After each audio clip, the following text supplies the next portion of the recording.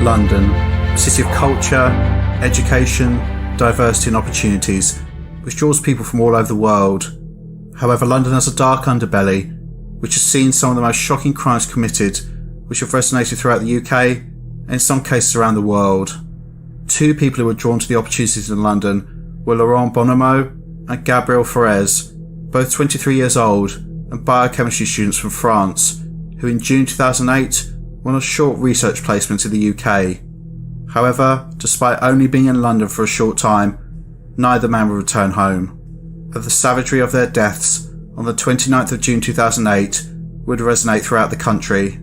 This footage shows them enjoying their time in London, unaware that within 24 hours, both men would be tortured and murdered. This is their killer, Daniel Sonnex, a young but extremely dangerous man who murdered these two innocent young men in horrific fashion, stabbing them in total almost 250 times before setting their bodies on fire, leaving a crime scene which shocked even the most hardened detectives. Welcome to Evil Among Us.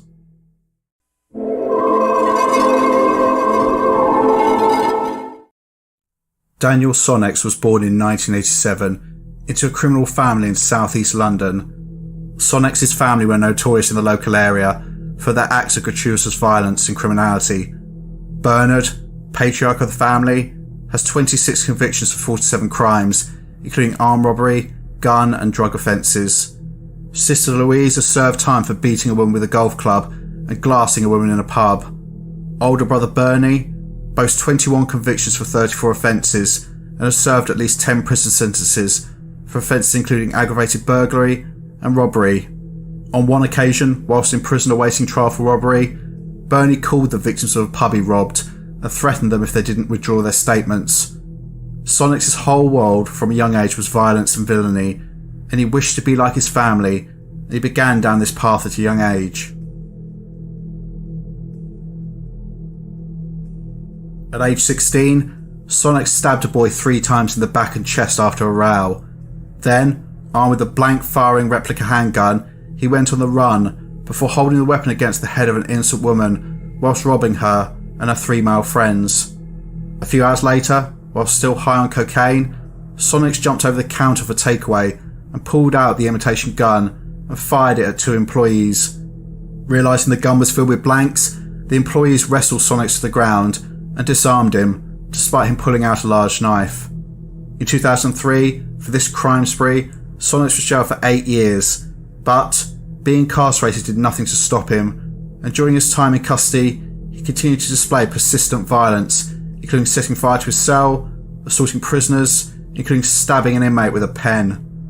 In a rare moment of insight, in 2004, Sonnex disclosed to a doctor in prison that in reaction to events, quote, he could kill.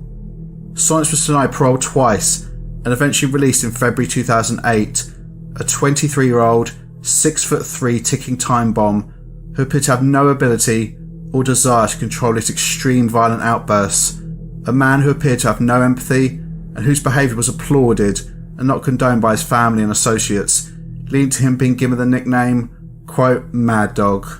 2 days after being released from prison, he tied up a pregnant woman and her boyfriend, put pillowcases over their heads and threatened them with hammers, knives and even a saw to get them to hand over their money.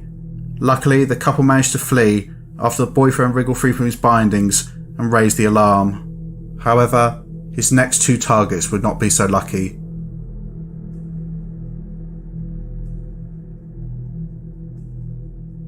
On the 29th of June 2008, Daniel Sonnex was in the company of Nigel Farm at age 34, who worked as a decorator, but his life spiralled downwards after his relationship with the mother of his twins broke down. He had drifted between the homes of various associates for several years. This included the Sonnex household, and he developed an addiction to crack cocaine and heroin. Whilst Farmer was present during the murders and involved, it seems as though Sonnex inflicted all or most of the injuries that I'm going to describe. So, this grainy footage shows the 2 men walking in the direction of the flat of Laurent Bonhomme and Gabriel Faurez in Sterling Gardens in New Cross, southeast London. They were both 23 years old and biochemistry students in their 3rd year of a master's degree at Polytech Clermont-Ferrand University in France. They'd only recently arrived in London and were on a 3-month placement with Imperial College London. These men were academically gifted and had bright futures ahead of them, where they would have likely contributed much to society. 6 days before the murders, Laurent disturbed an intruder at the property who stole a laptop. Whether this was either man is unclear.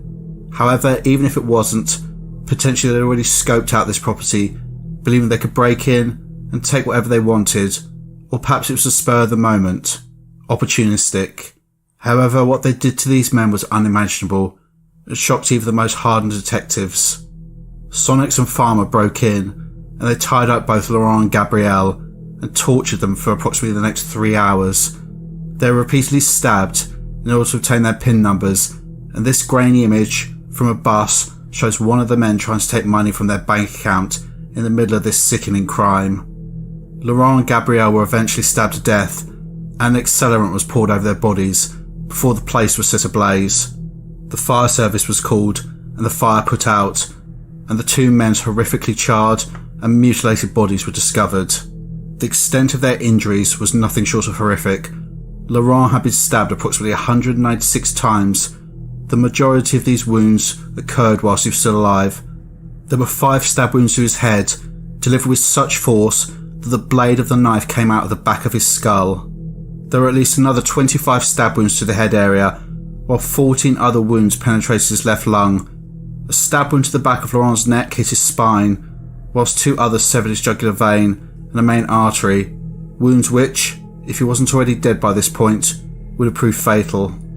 Gabrielle suffered approximately 47 stab wounds, and his burnt body showed signs of the methods used to restrain both men, with tights being found around their wrists, and the remains of a tablecloth wrapped around his neck. Bruising on his wrists showed that Gabrielle had struggled, likely in a desperate attempt to save his life. He received wounds to his face, abdomen, back, and thighs, but it was 2 stab wounds to his heart, which likely quickly led to his death. Both men were determined to have died before their bodies were set on fire. The terror these men must have felt in their last moments is unimaginable, and not something I'd wish on my worst enemy. Both men had families, friends, futures, and all of this was cruelly taken away by these 2 pathetic pieces of shit. And what did they come away with? 2 PlayStation PSP games consoles and £360 in cash, so about £500 total value. This is the price these evil men put on the lives of Laurent and Gabrielle.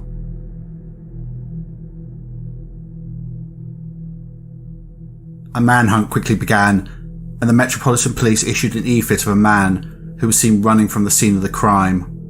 On the 7th of July 2008, a badly burnt Nigel Farmer walked into Lewisham Police Station to hand himself in. He was initially told to wait in line, and he said to the person behind the desk, quote, "I've got 3rd-degree fucking burns and they're not doing anything about it." Do you know what? Fuck you. Like, seriously. When he was dealt with, his main concern was not the fact that he'd been involved in the slaughter of 2 people, but that the police were not giving him medical attention for his injuries, which were caused when he set fire to their bodies. He was promptly arrested. Interviews with Farmer and police inquiries led them to identify Daniel Sonics as their man, and he was apprehended in Peckham, South East London, approximately 2.5 miles from the scene of the murder, on the 10th of July 2008. Due to him being described as, quote, "extremely dangerous," firearms units were sent in to apprehend him. This video shows his last moments of freedom. Men pleaded not guilty and went for trial at the Old Bailey in April 2009, and the families of the victims were forced to relive their loved ones' hellish last hours alive. Both men tried to blame the other, but the court was not buying any of their lies, and they were both convicted. On the 4th of January 2009, Nigel Farmer was sentenced to life imprisonment with a minimum tariff of 35 years in prison. Daniel Sonics was sentenced to life imprisonment with a minimum tariff of 40 years in prison. To be clear, this is the amount of time they must serve in prison before they can even apply for parole. However, Sonics has been back before the court for further acts of violence since this point, including seriously assaulting a prison officer whilst armed with a knife in June 2010. The reason for this attack was that the officer had apparently discovered a, quote, contraption in Sonics' cell made out of shelves, coat hangers, his mattress and sheets.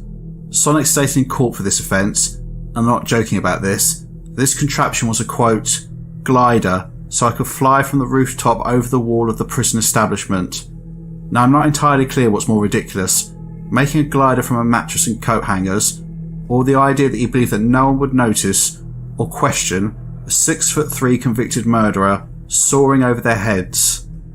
Suffice it to say that Sonics remains in prison and won't see freedom until he's at least in his mid-60s. Whether he'll ever be safe to be released is a question for the parole board, but given the gravity of his crimes and his remorselessness, I'd argue that he will always be a risk to society until the day he departs this world.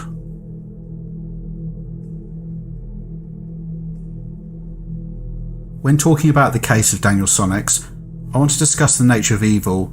Is it down to nature or nurture? Basically, are people born evil or do they become evil?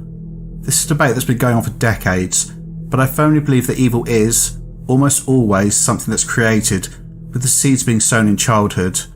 When we're born, we are, basically, most of us, a blank slate, trying to make sense of the world.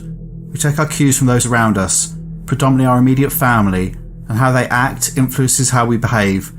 We use their behaviour to work out how we should act, how we should treat people, what's acceptable, what's unacceptable.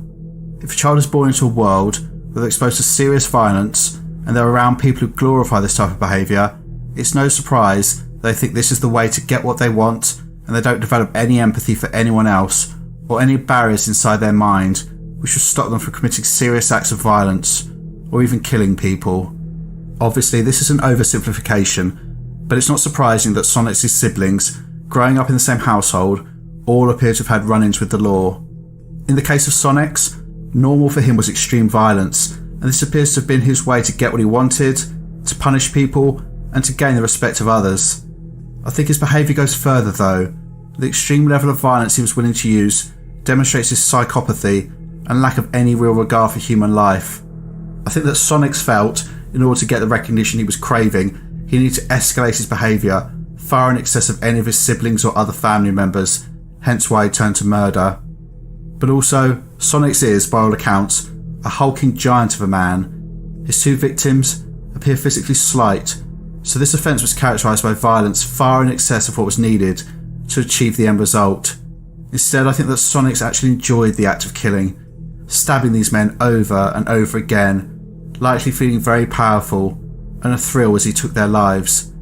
This also makes me think that he potentially knew that they were there and deliberately went to the property in order to kill them. As is often the case with burglars, if they get disturbed, they tend to run away. Not with Sonics. He stayed and committed some of the most horrific acts of violence I think I've ever read about. The takeaway from this is be mindful of what your children are being exposed to, as you probably underestimate the impact it will have on them. Also, professionally, if you want to know why someone offends, always ask them about their childhood, as the key to understanding them and helping them is often found there. Sometimes, through this line of questioning, you can actually work out why someone's committing an offence without even discussing the offence itself. However, regardless of what sort of childhood Daniel Sonics had, this doesn't excuse his actions. He's clearly an extremely dangerous man, and as I've said, I personally cannot imagine a situation where he would ever be safe to be released. So, what are your thoughts on this case? Do you think Daniel Sonics was born evil, or became evil due to his family situation? Or was it a combination of both? If you like what I do and want to support the channel, then please consider becoming a channel member. It's $2.99 a month, or around $4. You get early access to videos and an icon next to your name. But more importantly, you help support the channel. Also, you can send a super thanks, which is a one-off donation. Anyway, take care, and I'll see you in the next one.